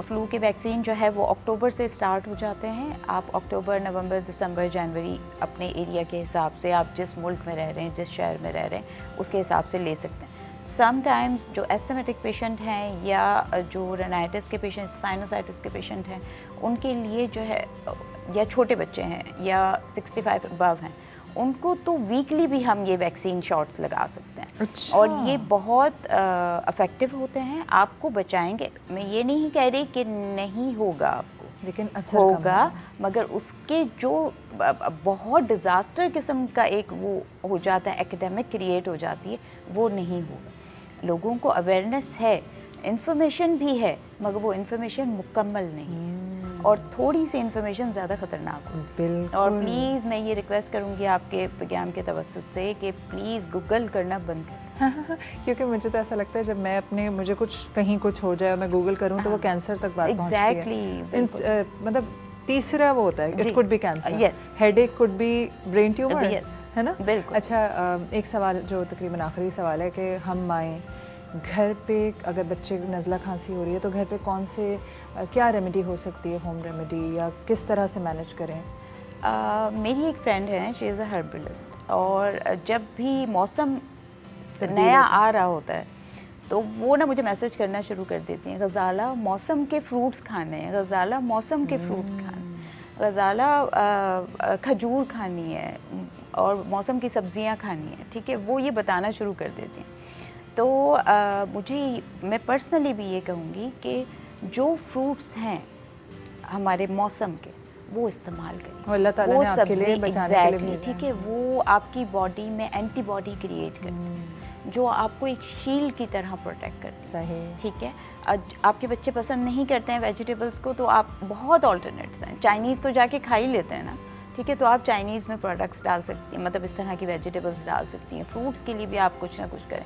जूसेस मैं कहूँगी नो, हाँ, जूसेस जो शुगर। है वो नहीं लेने चाहिए किसी को भी, क्योंकि वो सिर्फ आप फाइबर तो सारा निकाल दिया, आप सिर्फ शुगर ले रहे हैं और बिल्कुल। खामखा वेट गेन होता ये भी है। एक मिथ है ना कि बच्चों को, बल्कि हम जो इश्तिहारात देखते हैं कि मॉर्निंग टेबल लगी हुई है और हाँ, ऑरेंज जूस रखा हुआ है, तो yes. सोचे सुबह आपने एक डेडली जूस के साथ दिन शुरू Exactly, किया। बिल्कुल ठीक है, और लोग नहीं समझते हैं। हाँ। मैं अक्सर देखती हूँ बच्चों के हाथ में कोई जूस का हमेशा एक बॉक्स होता है और मैं कहती हूँ कि ये मतलब शुगर, क्या हो रहा है, हाँ। सीरियसली आप अपने बच्चे को जहर खिला रहे हैं। और ये बड़ों के लिए भी है, ठीक है, कि आप अपना ख्याल रखें और सूप्स इस्तेमाल करिए, अगर पसंद है आप ज़रूर लें, अपने आप को कूजी रखें। लोग जो है वो एसी में सोना पसंद करते हैं, फ़ैन में सोना पसंद करते हैं, ठीक है, आप शावर करके आएँ, थोड़ी देर के लिए बंद कर दें, फ्लोर पे पैर ना रखें, फ्लोर बहुत ज़्यादा ठंडा होता है, आप स्लीपर्स पहने ताकि आपकी बॉडी में फ़ौरन से रहे। एक चीज़ जो है वो नंगे पाँव नहीं घूमें एग्जैक्टली, ठंडक में, हाँ। ठीक है। और ये लोग नहीं समझ रहे होते, वो कहते हमने बहुत ख्याल रखा बट हमें पता नहीं कैसे, हम बाथरूम से निकले और हमें शिवरिंग, हमें चिल्स होना शुरू हो गए। कैसे नहीं होंगे, सही। आप ख्याल रखें, आप अपना ख्याल ख्याल रखेंगे तो सब ठीक होगा। सही। अच्छा, ब्रेक पे जाने से पहले गज़ाला मुझे बताएं, आपको आप कैसी बच्ची थी जब आप छोटी थी? तो मैं बहुत सीधी बच्ची थी, चुपचाप रहने वाली। अच्छा। और मुझे आज तक ये याद नहीं है, मैं अभी साइमा का वो फन वो सुन उनका रही चार थी, वाला किस्सा सुन रही exactly। थी, हाँ। तो मैं ये कह रही थी कि मैंने ऐसा कुछ भी नहीं किया है। वाह। हाँ, मेरे भाई बहन जो है वो बड़े बदमाश होते थे, वो सब मुझसे बड़े, बट आप सबसे छोटी? हाँ, उसके बावजूद शरीफ? हाँ, तो बहुत बदमाश होते थे। और मेरा भाई जो है वो, उसको ना मैं अभी भी ये कहती हूँ कि तुम ना रोने वाली बिल्ली हो, ठीक है। तो हर बात पे रो जाता है, वो अभी भी रो जाता है, मतलब ही इज़ माशाल्लाह 43। अच्छा। और वो अभी भी रो जाता है।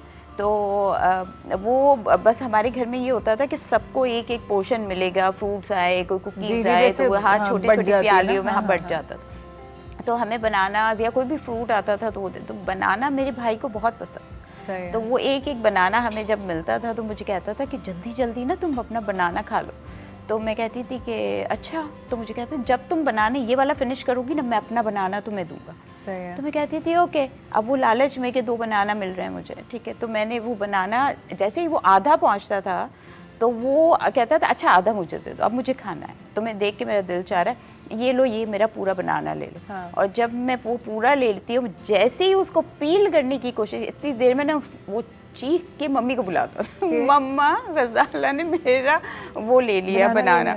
और ये देखें मेरा जो है वो आधा बनाना भी खा गई है और अपना आधा दे दिया और दूसरा ले रही। तो इस बात पे जो है ना वो बड़ी, आप बताती नहीं थी कि सच क्या है, या आपकी हिम्मत ही नहीं थी? असल में मेरे भाई को जो रोने की बीमारी थी ना, ठीक है, तो वो बड़ी, वो हमारे घर में बड़ी धाड़े मार मार के रोते? हाँ, और उसके वो जो आंसू निकलते थे ना, इतने बड़े बड़े से, अभी भी निकलते हैं उसके, इतने ही बड़े, मतलब यहाँ तक पहुँच जाते वो, टप टप टप टप टप इस तरह से, ठीक है। तो बड़ी ही, मतलब मैं आज भी जब बनाना खाती हूँ तो मैं उसको फ़ोन करती हूँ कि ज़िशान देखो मैं बनाना खा रही हूँ। मुझे तुम याद आ रहा है। एग्जैक्टली। बचपन की जो बातें हैं ना, वो अक्सर ऐसी कोई भी छोटी सी चीज़, जैसे मैं आपको बताऊं, फिर हम ब्रेक पे जाते हैं। मुझे याद है, मैं आपकी बिल्कुल बरक्स एक बहुत शरीर बच्ची थी और मेरी अम्मी की हिम्मत है, उन्होंने मुझे पाला और झेला। तो मैं हर इंक्विजिटिव बहुत थी, मुझे हर चीज़ की डिटेल, मतलब अंदर तक पहुंचना ना कि कहाँ है, क्या है, कैसा। मेरी बहन भी इसी तरह की थी, तो अम्मी को बड़ा हम दोनों ने टफ़ टाइम दिया, पर बाकी जो 2 बहन भाई हैं बहुत शरीफ हैं।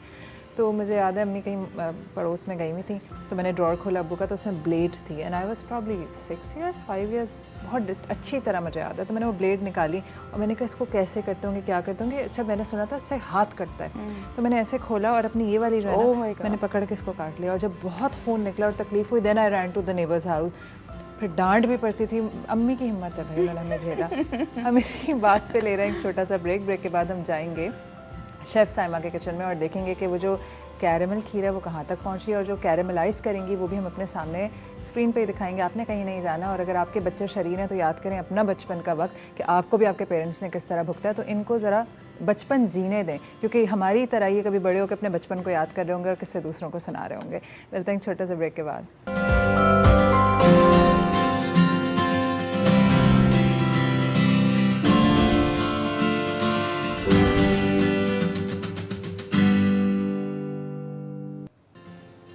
Welcome back after the break. अब मैं मौजूद हूँ साइमा के किचन में और ये जानते हैं कि ये कैरेमल खीर कहाँ तक पहुँची। जी साइमा। जी माविश, मैंने खीर ऑलमोस्ट हमारी जो है आखिरी मरहले में है। मराहिल में दाखिल, गेम हमारा आखिरी मराहिल में दाखिल हो गया। लेकिन मैं चाह रही थी कि कैरेमल जो इसका मेन वो है इंग्रेडिएंट कह लीजिए, या इसका एक ख़ास प्रोसीजर है बनाने का, वो मैं सबके सामने शेयर करूँ। बिल्कुल, तो शुरू हो जाए। तो हम लोग जी बिल्कुल बनाते हैं। आपने करना ये है कि शक्ल और खीर की खुशबू दोनों ये अच्छी हैं और खुशबू आ रही है। खाने के बाद जी पता चलेगा। खुशबू तो यकीनन आनी चाहिए इसमें से, क्योंकि खीर का भी एक अपना एरोमा होता है। अच्छा, ये थोड़ा सा माविश, आपको पानी देना होगा? नहीं, पानी की ज़रूरत नहीं होगी। अच्छा, कैरेमलाइज करेंगे? कैरेमलाइज करेंगे हम। और कैरेमलाइज के लिए भी मैंने एक पैन ले लिया है। इसमें मैं अब तकरीबन 4 to 5 टेबल स्पून ही दे दीजिए यहाँ से, मुझे आसानी हो जाए। Thank you Mavish. मैं इस पैन में जो हूँ अपनी चीनी डालने जा रही हूँ। एक ख़ास बात जो मैं यहाँ बताना चाहूँगी कि आपने इस चीनी को डाल के ना चम्मच नहीं चलाना है बिल्कुल भी, वरना ये जो है वो क्या कहना चाहिए, कर्डल सा होना शुरू हो जाएगा, सख्त टुकड़े हो हो जाएगा, जाएंगे। टुकड़े हो जाएंगे, फिर उसको तोड़ना बहुत मुश्किल होता है, वो टूट तो जाता है वरना बच्चों को टॉफ़ी के नाम के कह के दे दीजिए। हाँ, तो उसका बिल्कुल वो टूट तो जाता है, चूसते बच्चों की रहेंगे। ईद हो जाएगी। आप करेंगे कि आप इसको ना थोड़ा सा ऐसे शेक कर लें ताकि ये जो है ज़रा सी फैल भी जाए और जले भी नहीं, और इक्वल अमाउंट में चारों आँच तरफ और भी आ हल्की जाए। करनी है नहीं जी, आँच मैं देख लेती हूँ, मैं चाह रही थी थोड़ा सा यहाँ मुझे बबल्स नज़र आना शुरू हों तो फिर मैं आँच और हल्की कर दूँगी। चमाविश ये देखें ज़रा सा इसको मैंने और सेंटर में कर दिया है। कोशिश करें कि आप चम्मच ना चलाएं, अगर आपने चम्मच चलाया तो ये जो है कैरमल अभी जो मैं दिखाऊंगी जिस फॉर्म में, वो फिर थोड़ा सा आपको वो टॉफ़ी वाली फॉर्म में आ जाएगा और उसको तोड़ना बहुत मुश्किल होता है। जैसे ही ये अब हल्का हल्का कैरमलाइज़ होना शुरू होगा तो हम पैन को लेके ही यूं यूं घुमाएंगे, थोड़ा सा अपना मूवमेंट कर देंगे ताकि वो चारों तरफ फैल जाए और ये जल्दी से हो जाए। अगर हम चम्मच चलाते हैं तो एक तो प्रोसेस भी लंबा हो जाता है कैरमलाइजेशन का, ठीक है, और वो फिर हर जगह चिपकना शुरू हो जाता है, और जो लोग फर्स्ट टाइम बना रहे होते हैं फिर वो बेचारे अपसेट हो जाते हैं, संभलता नहीं है, जल भी जाता है। जल भी जाता अच्छा, है। ये होना शुरू हो गई जी, और इसको बहुत मतलब थोड़ा सा नॉन स्टिक पैन पे ज़्यादा आसान होता है ना साइमन? माविश मैं वैसे घर में एलुमिनियम की ही देगची में बना लेती हूँ इसको, ठीक है, और नॉन स्टिक पैन में मैं बहुत कम बनाती हूँ क्योंकि मुझे ये होता है कि अगर बाज़ दफ़ा आपका जहन भी नहीं होता, हमें आदत इतनी होती है हर चीज़ में चम्मच चलाने की कि आपने चला दिया तो फिर आपका पैन ख़राब हो जाएगा। नॉन स्टिक है, फिर हम उसको खुरचना शुरू कर देते हैं, तो इस वजह से यहाँ तो मैं नॉन स्टिक ही पैन दिखा रही हूँ। अच्छा, यहाँ आप मैं देख सकते पर्सनली हैं, नॉन स्टिक प्रेफर करती हैं आप? हाँ, दुनिया की सब आसान काम करना है ना मैंने, चलो नॉन स्टिक में सारे काम कर रहा है, तो हर चीज़ तवे से ठीक है, लेके आप देखिए हर चीज़ नॉन ऐसे में माविश देखें ये सब चीज़ें तो पहले आसाइशें मौजूद नहीं थी, ठीक है, फिर हर आदमी के घर में अभी भी नॉन स्टिकिंग का कॉन्सेप्ट नहीं है। बिल्कुल बिल्कुल। तो अच्छी बात यह है कि हम उसको डायरेक्ट किसी भी एलुमिनियम के पैन में कितनी या जल्दी उसमें जी हो गया। गोल्डन एम्बर इसका जो शेड है जी जी, वो हम बनाएंगे। और देखिए मैंने इसको बिल्कुल भी जो है ना चम्मच से नहीं टच किया। ज़बरदस्त। जब मैं कैरमल बनाने खड़ी होती हूँ ना तो मुझे ये होता है कि मैं फुल फोकस अपना इस पे रखूँ क्योंकि ये सेकंडों में जल जाता है। बिल्कुल बिल्कुल। फिर जो डिश का हमने लुक देना है ना वो आपका ख़राब हो जाएगा, डार्क हो जाएगा, वो एम्बर कलर जो है ना वो नहीं आएगा, और पूरा डिज़ोल्व भी हमने करना है। और आप देखें पूरी डिश को हमने मिठास जो दी है वो अपने थोड़े से यानी हाफ़ कप के बराबर कंडेंस मिल्क लिया था और 4 to 5 टेबल स्पून के बराबर। ये देखिए मावेशी अब हो गया मेरी है। एक औलाद ना कुकिंग की शौकीन है और वो चाय का पतीला मावेशी ख़राब आप कर प्लीज़ यहाँ चुकी है रख सकेंगे। यही हरकत अच्छा। करके कैरमल जला के। ये देख सकते हैं आप लोग यहाँ पे। और अब मैं इसको मिलाने के लिए जा रही हूँ और थोड़ा सा एहतियात से ही मिलाना होगा क्योंकि बहुत गर्म होगा और हमने इसको फ़ौरन और ये तड़का लग रहा है जैसे लगा। विस्क भी करना है। अभी आप इसका कलर देखिएगा माविश कितना ज़बरदस्त हो जाएगा। बहुत मीठा तो नहीं होता? ये अभी तो आप, मेरी तो कोशिश होती है कि मैं हर चीज़ थोड़ी सी कम मिठास की तरफ रखूं, लेकिन आप माविश ये बताइए, बहुत सारे लोग जो होते हैं ना वो तेज़ मीठा भी खाना पसंद करते हैं, कुछ लोग बिल्कुल हल्का मीठा खाना पसंद करते हैं, तो आप को मीठा तेज़ पसंद है या कम? बहुत मीठा नहीं कि मतली शुरू हो जाए, लेकिन मुझे हल्का मीठा नहीं पसंद। मैं अच्छा, मीठे की तेज़ का। शौकीन हूँ और मुझे मीठी चीज़ें अच्छी मैं आप डेजर्ट पर्सन है हाँ माविश? हाँ, I have a sweet tooth. चलो वेरी गुड, स्वीट बहुत टूथ अच्छी से ज़्यादा बात मुझे है। लगता है स्वीट दाढ़ है मेरी, दांत नहीं। आई लव मीठा हर फॉर्म में। अच्छा माविश आप देखिए, मैं ना इस वक्त देगची के साइड से भी जो इसकी बालाई जमी हुई है ना वो भी मैं इसमें शामिल कर रही हूँ क्योंकि उसका बहुत अच्छा टेस्ट आता है और उसको वेस्ट करने की ज़रूरत भी नहीं है, ठीक है। बिल्कुल। अब आप इसका कलर देख सकते हैं, इसका कलर कितना अच्छा सा हो इस गया। साइड पे आपका वो लगा हुआ है। मैं अभी उसको भी शामिल मैं कर शामिल कर अगर रही सख्त हो गया तो खैर है। नहीं, वो निकल आएगा, अभी थोड़ा सा काबू में ही है, जो रह गया उसको छोड़ देंगे। अच्छा माविश, मुझसे अक्सर लोग क्वेश्चन करते हैं क्योंकि वैसे तो खीर देखा जाए बहुत सिंपल मीठा है जी। बहुत ज़्यादा स्टेप भी शामिल नहीं है, लेकिन अक्सर लोगों के से खीर कभी बहुत पतली हो जाती है, कभी बहुत, मुझे आगे बढ़ा दीजिए जी, गाढ़ी हो जाती है, तो उसका भी ये मैं हटा भी दूँ आपको आपका ये बताती वाला? हूँ। हटा दूँ? हाँ माविश, ये प्लीज़ हटा दीजिए, थैंक यू। इसको हम डिश आउट करेंगे। तो यहाँ फिर पर क्या टिप है आपके पास गाढ़ी और पतली खीर की? गाढ़ी और पतली, अगर गाढ़ी खीर हो जाए तो आपने इसमें दूध शामिल करना है, ठीक है। दूध शामिल करके थोड़ा सा उसको पका लें, ठीक है। और अगर आपकी खीर डाइल्यूट है, बहुत सारे पतली लोगों है से हाँ वो डाइल्यूट रह जाती है, तो आपने उसको थोड़ा और कुक करना है जब तक कि आपकी डिज़ायर्ड कंसिस्टेंसी ना अचीव हो जाए। सही है, ठीक है, ठीक है। अच्छा। और दूसरी बात मैं एक और यहाँ इसको ऐसे कर मेंशन लेते हैं। करूँगी आसान हो जाएगा आपके लिए। कि थैंक यू माविश, एक और बात मैं मेंशन करूँगी यहाँ पे कि अगर आपने इसको दूध से नहीं बनाना है तो आप, बहुत सारे लोग वीगन ऑप्शन देख रहे होते हैं, तो आप जो प्लांट बेस्ड दूध आते हैं Soy अवेलेबल होते हैं, सोया मिल्क हो गया, आलमंड मिल्क हो गया, ओट्स का मिल्क भी आजकल दस्तयाब है, आप उससे भी बना सकते हैं। इवन आप कोकोनट मिल्क से भी बना सकते हैं इसको। तो अब डिपेंड करता है, ज़ाहिरी बात है कुछ लोगों की मजबूरी होती है कि वो दूध नहीं पी सकते, तो वो फिर ये ऑप्शन ऑप्ट कर सकते हैं। लैक्टोज इंटॉलरेंट होते हैं ना जी लोग तो। बिल्कुल बिल्कुल बिल्कुल ऐसा ही है। तो भाई वाह साइमा, आपने अपनी शादी के बाद तो इम्प्रेस नहीं किया ससुराल वालों को खीर से, लेकिन फिर आप पूरी ज़िंदगी से इम्प्रेस ही कर रही हैं अपने culinary स्किल्स के। खुश होंगे वैसे वो आपको कि चलो थोड़ा सब्र कर लिया होगा उस दिन, तो बाकी आपने कहा ज़िंदगी भर खुश करती रहूँ, बुला बुला के खिलाती रहूँ। ये तो अब मेरे ससुराल वालों से ही पूछना होगा कि वो खुश हैं भी कि नहीं, खुश हैं भी या नहीं, कि वो खुश हैं या आपको भुगत रहे हैं, ये ससुराल वालों से पूछेंगे। माविश मुझे ये आप ज़रा प्लीज़ उठा के दीजिए। क्या क्या वो ये क्या जो होता है? छोटे से ग्लास हैं, अच्छा अच्छा अच्छा अच्छा, तो इसको वो का क्या नाम है? आप पोर करेंगी इसमें? नहीं नहीं सब का नहीं, इस तरह नहीं, का काम नहीं, आप कर ही लेना प्लीज़। मतलब ग्लास बाहर से खराब होगा, मैं आपको बता रही हूँ। अच्छा, मैं इसको मैं आपको बता रही हूँ अपनी एबिलिटी का। मैंने कभी भी इन कामों से किसी को इम्प्रेस करने की कोशिश की नहीं, मुझे पता था कि ज़्यादा सक्सेस नहीं होगी। नहीं माविश, आप बहुत माशाल्लाह सक्सेसफुल लेडी हैं ऑलरेडी, आपको कितनी सक्सेस चाहिए?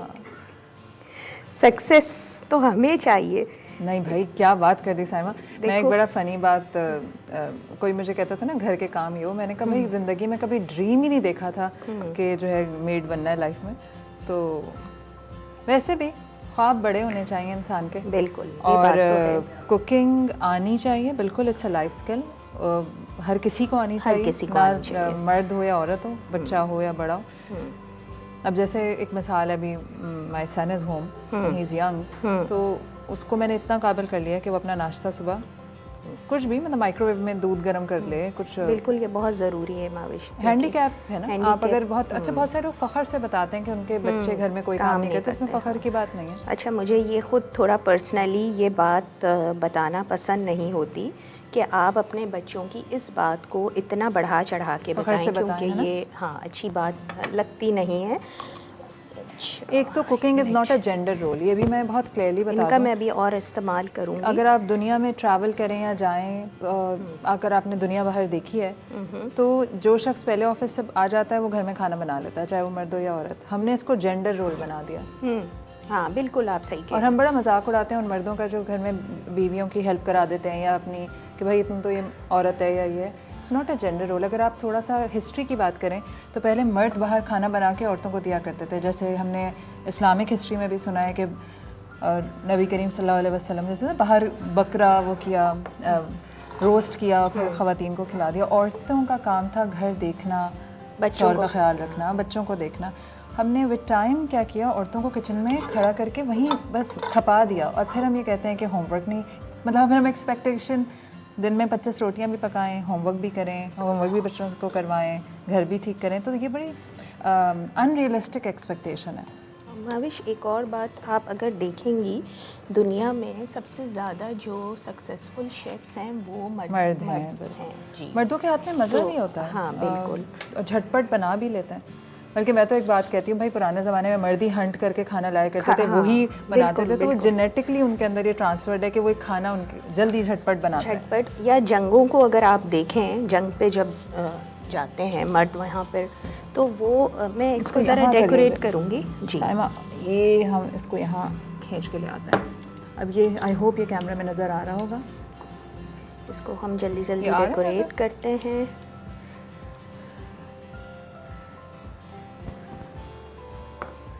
ये आप ज़रा सही कह रही हैं, जो जंगों पे जाते थे तो वो भी खुद ही बनाते थे, वहाँ औरतें लेके तो जाते थे नहीं थे कि इसको मैं यहाँ कर देती हूँ। देखें। आई होप कि ये अब सही है।